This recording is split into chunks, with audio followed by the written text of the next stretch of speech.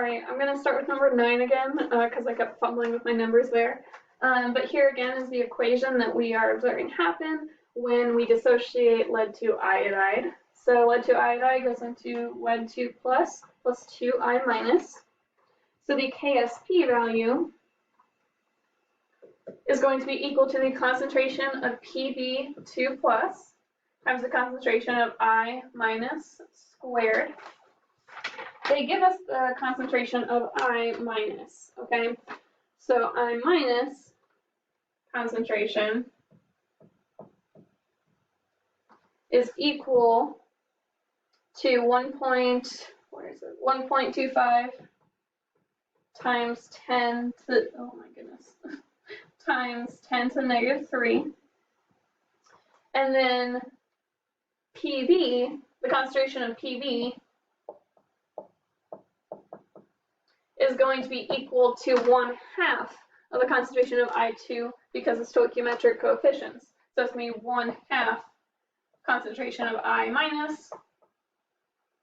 Okay, so if I plug that into the KSP, we have the concentration of 1/2 times 1.25 times 10 to the negative 3rd times the concentration 1.25 times 10 to the negative 3rd squared, and that equals 9.8 times 10 to the negative 10 for our KSP value. So again, that is number 9. I fumbled over my work a little bit there, sorry about that, but that is our final answer. And if you want to put it in terms of S, Pb is a 1-to-1, so it would be equal to S, the molar solubility of the salt, and I minus would be equal to 2S. So sorry about that confusion. Moving on to number 10.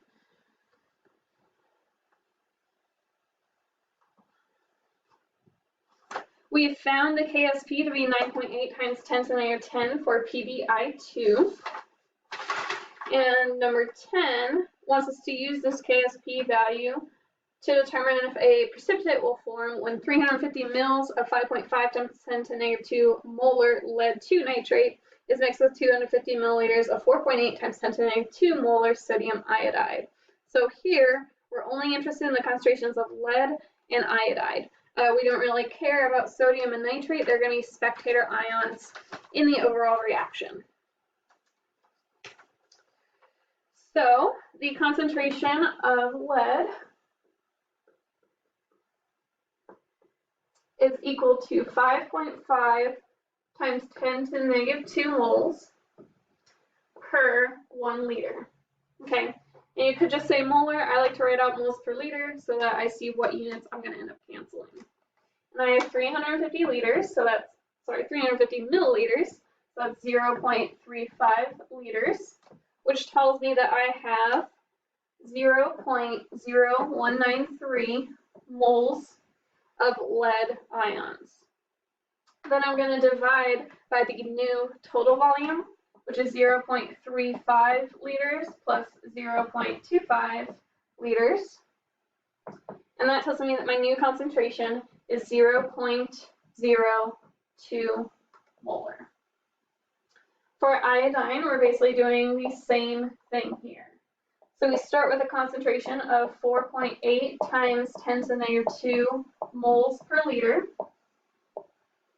multiplying by that volume, which is 0.25 liters, which tells us that we have 0.012 moles of iodine ions in the solution.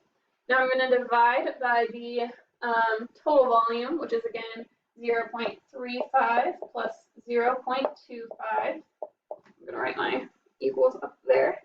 Such a small board. I miss my big board. And that is equal to 0.020. And I'm now realizing wrote the wrong thing up there. So my concentration of lead is actually 0.032. Okay, so sorry about that. 0.032 for lead, 0.02 for iodine. So now my Q value, I'm going to erase this stuff up here. My Q, which is basically equal to the K, just at any different point, it's not going to be necessarily at equilibrium, is equal to the concentration of lead, 0.032 molar, times the concentration of iodine squared, 0.02 squared, which is equal to 1.28 times 10 to the negative 5. So if we compare this to 9.8 times 10 to the negative 10, we know it is greater than the KSP value. When Q is greater than K, that means yes, a precipitate will form. For number 11, find the solubility product constant for copper 2 carbonate if the concentration of Cu2 plus is found to be 1.5 times 10 to the negative 6 molar when the solution is saturated. So very similar to number 9. I'll try not to mess up my numbers this time. Okay. So the equation we have here is copper carbonate going to Cu2 plus CO3 minus. Our KSP is going to be equal to the concentration of Cu2 plus times the concentration of CO3 minus. Now stoichiometrically, we're given the concentration of Cu, copper. That's going to be the same as the concentration of carbonate ions because both have a 1-to-1 ratio. So our KSP value is simply going to be the concentration of copper ions squared. Really, it's not copper squared, it's copper times carbonate, but they're the same number, so that's why I'm going to show it as squared. It's not that I'm squaring it because there's a 2 coefficient or anything like that. So that is 1.5 times 10 to the negative 6 molar. I'm just going to put a square there. So my KSP is equal to 2.25 times 10 to the negative 12. Okay. Number 12, we are doing something similar to number 10. We want to use this KSP value to determine if a precipitate will form when we mix 2 solutions together. So I'm going to write that KSP value down here, just so we have it available. And we will work through number 12.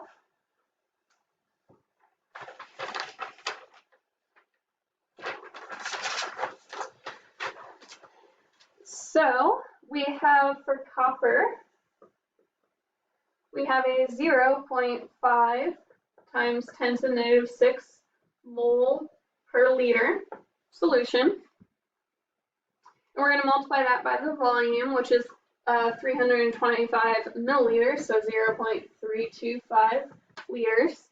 And that tells me that we have 1.63 times 10 to the negative 7 moles. Divide by my new volume, which is going to be 0.650 liters. And that tells me that I have a concentration of 2.5 times 10 to the negative 7 molar. So the concentration given for carbonate is the exact same. The volume is the exact same. And the final volume is the exact same. So you can write out basically the exact same math here. But when you do the math, you find that the concentration is the same, 2.5 times 10 to the negative 7 molar for carbonate. So it's the exact same math here because they're given the exact same stuff. So my Q value is going to be equal to the concentration of 2.5 times 10 to the negative 7 times the concentration of 2.5 times 10 to the negative 7. So I'm just going to square it there, which is equal to 6.25 times 10 to the negative 14. When I compare these two values, my KSP value and my Q value, I find that my Q is less than my KSP. That means that the solution is not saturated. It has not yet reached equilibrium, so there's no precipitate that will form.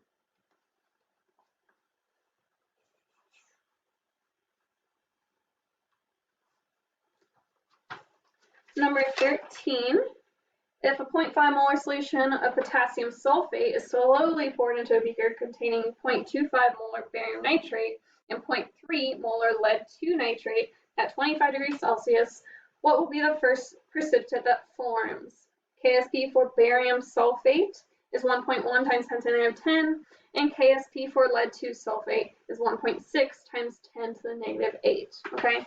So basically using these KSP values, we're gonna figure out what concentrations we need to achieve equilibrium. The smaller of the two concentrations between those two precipitates will be the one that precipitates out first, because we're gonna reach a lower concentration first. So we know that the KSP for barium sulfate is equal to the concentration of barium times the concentration of sulfate. We have the KSP value of 1.1 times 10 to the negative 10. And I basically want to solve for my concentration of sulfate that I need. So I'm going to divide this value by the concentration of barium, which is given in the problem as 0.25 molar. Okay, so that gives me 4.4 times 10 to the negative 10 molar, which is equal to the concentration of SO4 2 minus the minimum concentration I need for the solution to be saturated for a precipitate to form. Okay, next I'm going to do the same thing with the lead sulfate. KSP of lead sulfate is going to be equal to the concentration of lead ions times the concentration of sulfate ions. I have a value of 1.6 times 10 to the negative 8. And I'm going to divide it by the concentration I have of lead, because again, I'm solving for the concentration of sulfate that I need for a precipitate to form.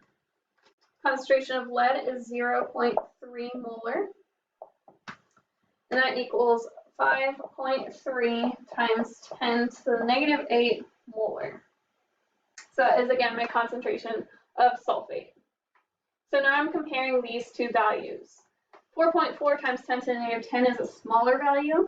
So since we are slowly adding the sulfate, it's going to achieve this concentration before it achieves this concentration. So barium sulfate will be the first to precipitate out. Sometimes you can just compare KSP values to see which one is more or less soluble. The less soluble would precipitate out first. But I do like to do this math when my concentrations are different. So if both of these concentrations were 0.3, we could easily kind of compare KSP values and determine it that way, especially since both of them only produce 2 ions. But I do like to do this math just to double check to make sure it works out that way. So I definitely like to do this math if I have a different number of ions for my KSP value. So if one of these was squared and one of these wasn't squared, I like to do that. And I also like to do it when the concentrations of my solutions are different. So I don't like to rely just on the KSP value like we did in number 1 on this problem. Okay. I have 2 minutes. I think I can go through 14 before I make another video. So basically number 14 is very similar to number 13. For calcium hydroxide, it's going to dissociate into Ca2 plus OH minus, 2OH minus. So that means my KSP is equal to the concentration of Ca2 plus times the concentration of OH minus squared. My KSP value is 6.5 times 10 to the negative 6.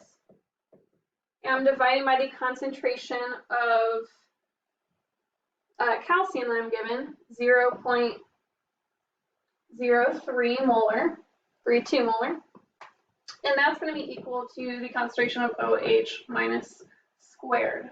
So I have to do an extra step that I didn't do in 13, and that's find the square root of this. Once we do that, we find that the square root is equal to 0.014 molar hydroxide. So that's the concentration of hydroxide we need to precipitate out this solution. Next, we'll do the same thing for magnesium hydroxide.